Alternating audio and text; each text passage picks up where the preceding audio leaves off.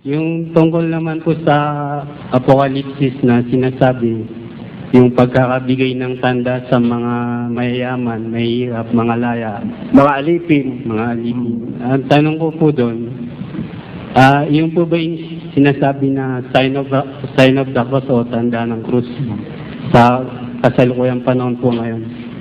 In a way, sa isang banda. Kasi, literally in spiritually, may kahulugan yun eh.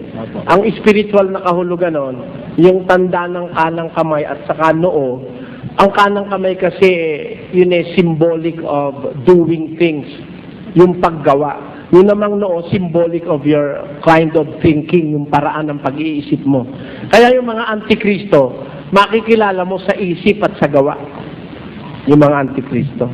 Hindi po tinutukoy yung pagsa-sign of the cross doon. Isa yon. Nasa pasyon yun eh.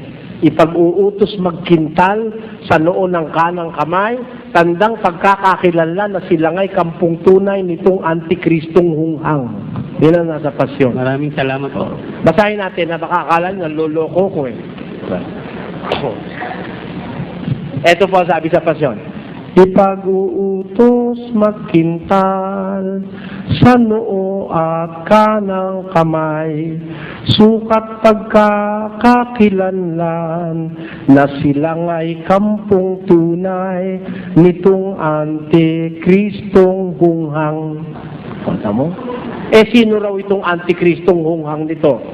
Itong sukaban at lilo, magdarayang walang toto, kalupit-lupit na tao, kampo ng mga demonyo, ang pangalay Antikristo.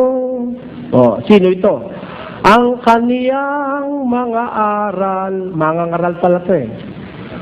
Masasama at di katwiran, madlang ugali mahalay, ipagbabantog sa tanan, siya ang Kristiyanong tunay. Kung magbansag siya, siya ang Kristiyanong tunay. Pero antikristo pala siya.